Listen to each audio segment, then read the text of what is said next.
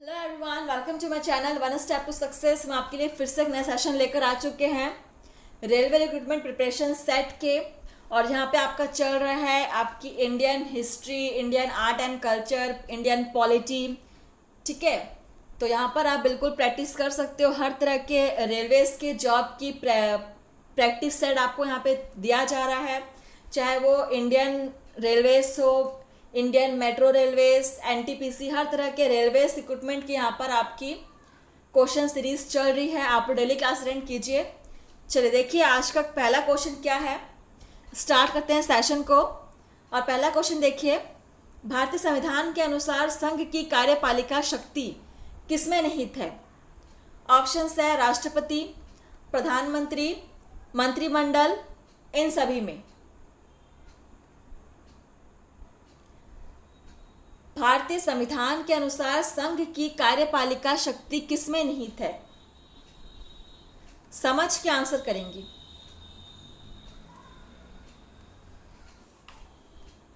चलिए देखिए इसका आंसर क्या हो जाएगा। सभी कमेंट सेक्शन में कमेंट करके आंसर बताएंगे।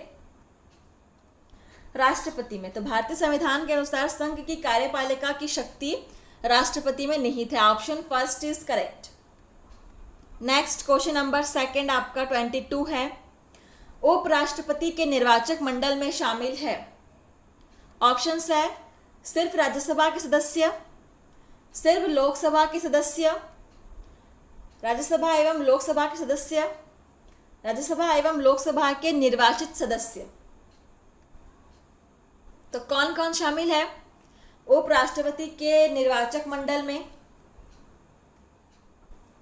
आप क्लास को सब्सक्राइब कर लेंगे डेली प्रिपरेशंस के लिए, और इसके अलावा आप क्लास को शेयर कीजिएगा। ठीक है, जो भी आपके जान पहचान के हैं, जो भी रेलवेज की प्रिपरेशंस करना चाहते हैं, जहाँ पे उनकी एमसीक्यू सेशंस डेली प्रोवाइड कराई जा रही है। चलिए, तो उपराष्ट्रपति के निर्वाचक मंडल में शामिल है, कौन शामिल है? राज्यसभा एवं लोकसभा के सदस्य। ऑप्शन आपका सी आ जाएगा। ठीक है, नेक्स्ट क्वेश्चन नंबर 23, उपराष्ट्रपति के बारे में निम्न में से कौन सा कथन असत्य है? ध्यान देंगे, असत्य पूछ रहा है।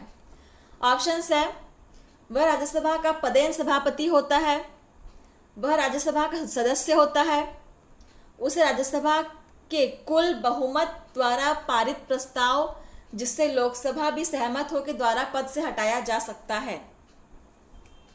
तो यहाँ पर केवल 3 ही ऑप्शंस हैं,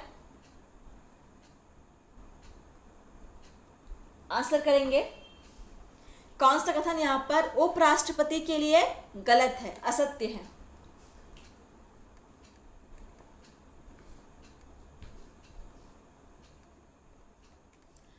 वह राज्यसभा का सदस्य होता है, ये कथन जो है यहाँ पर बिल्कुल असत्य है।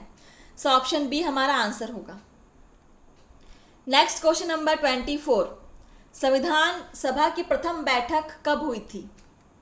ऑप्शंस है 9 दिसंबर 1946 ईसा में, 11 दिसंबर 1946 ईसा में, 9 सितंबर 1946 ईसा में, 11 सितंबर 1946 ईसा में।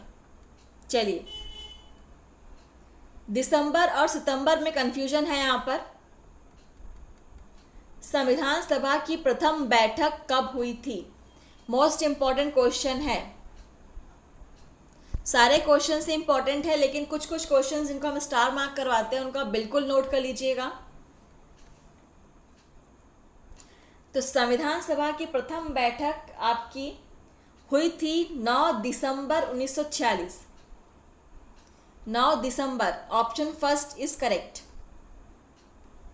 चलिए नेक्स्ट क्वेश्चन देखते हैं। संविधान सभा के अस्थायी अध्यक्ष के रूप में किसे नियुक्त किया गया था? अस्थायी अध्यक्ष, ऑप्शंस है सत्येंद्र प्रसाद सिन्हा, डॉक्टर सच्चिदानंद सिन्हा, डॉक्टर भीमराव अंबेडकर, डॉक्टर राजेंद्र प्रसाद। तो इनमें से किसको संविधान सभा के अस्थायी अध्यक्ष के रूप में नियुक्त किया गया था? क्वेश्चन नंबर 25,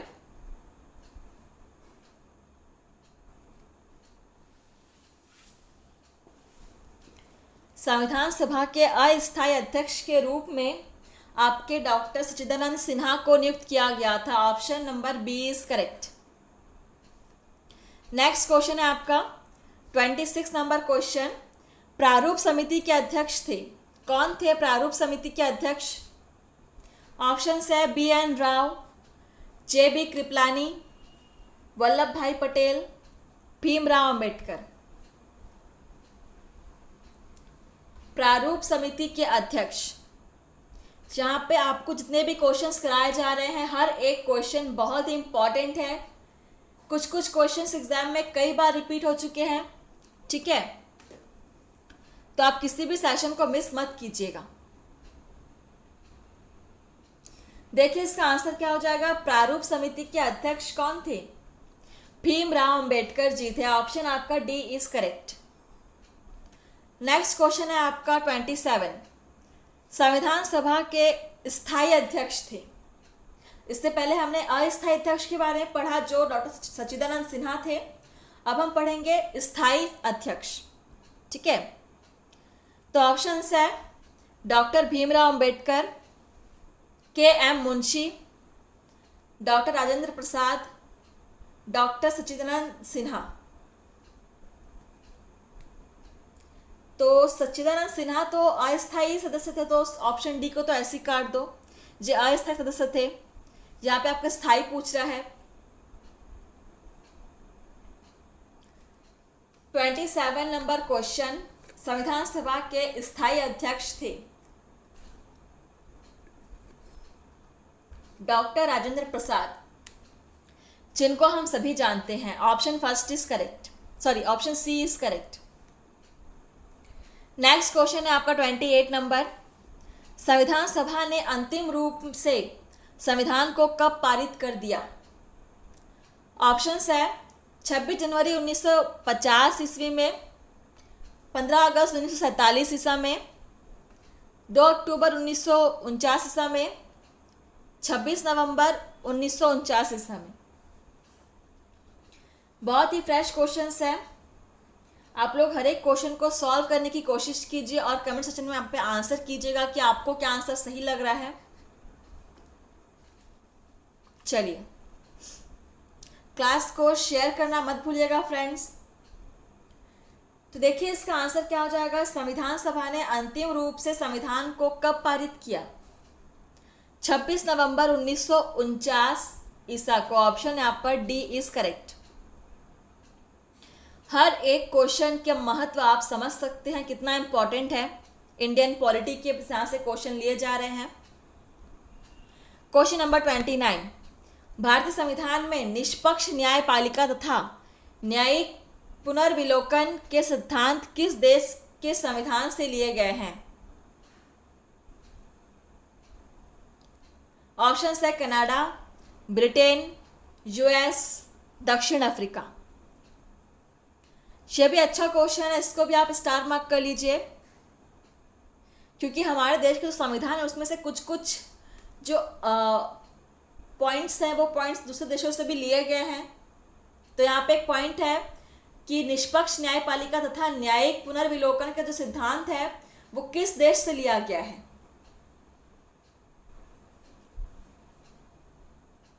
और इसका आंसर हो जाएगा यूएसए, ठीक है, यूएसए से लिया गया है। Option C is correct. Next question number आपका है 30 नंबर क्वेश्चन। भारतीय संविधान कुल कितने भागों में बटा है? ऑप्शन है 18, 21, 22, 27।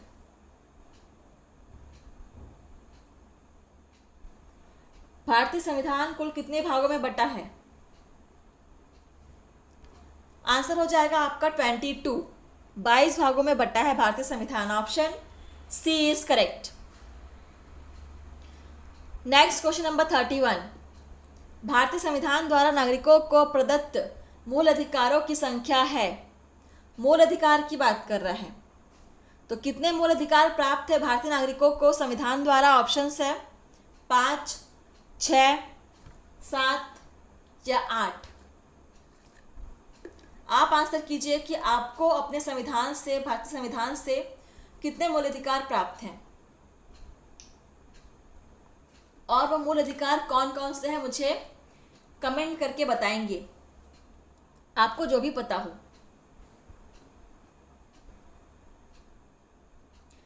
तो हमको हमारे संविधान से 6 मूल अधिकार प्राप्त हैं। ऑप्शन बी इज करेक्ट, 6 मूल अधिकार।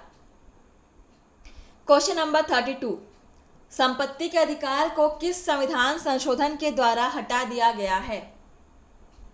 ऑप्शन है 44वें, 46वें, 42वें या 52वें। संपत्ति के अधिकार को किस संविधान संशोधन के द्वारा हटा दिया गया? क्वेश्चन नंबर 32, तो इसको 44वें संविधान संशोधन के द्वारा हटा दिया गया है। Option first is correct. Next question है आपका 33 नंबर क्वेश्चन, मूल अधिकारों का रक्षक किसे कहा जाता है? ऑप्शन है सर्वोच्च न्यायालय, उच्च न्यायालय, ए एवं बी दोनों, संसद। मूल अधिकारों का रक्षक किसे कहा जाता है? ये भी आपका बहुत ही अच्छा क्वेश्चन है। आप लोग क्लास के एंड में मुझे बताएंगे कि आपने कितने क्वेश्चन सॉल्व किए हैं, ठीक है। आपके फीडबैक्स हमारे लिए बहुत इंपॉर्टेंट है, इससे हमें एक आइडिया होता है कि हम जो आपको क्वेश्चंस करा रहे हैं वो क्वेश्चंस आपके लेवल के लिए सही है या नहीं है।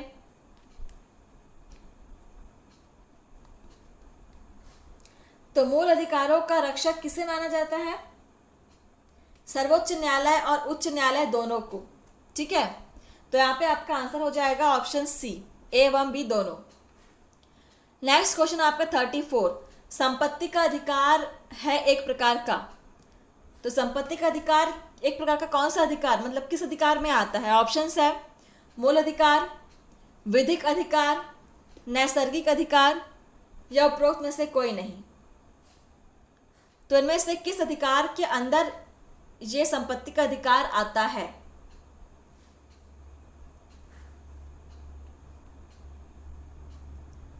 तो संपत्ति का अधिकार जो है वो आपका विधिक अधिकार के अंदर आता है। Option B is correct. देखिए क्वेश्चंस इतने आपके डीप लेवल से पूछे जाते हैं। चलिए अगला क्वेश्चन देखिए, और ये आपका लास्ट क्वेश्चन है सेशन का। क्वेश्चन नंबर 35, भारतीय नागरिकों को प्राण एवं दैहिक स्वतंत्रता का संरक्षण किस अनुच्छेद द्वारा प्रदान किया गया है? देखिए इसका ऑप्शन अनुच्छेद 22, अनुच्छेद 21 के क, अनुच्छेद 19, अनुच्छेद 21।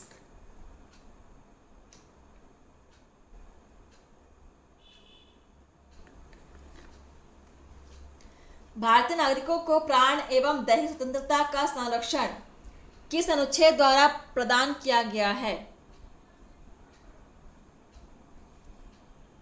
और इसका आंसर हो जाएगा आपका अनुच्छेद 21। ऑप्शन डी इज करेक्ट, ठीक है।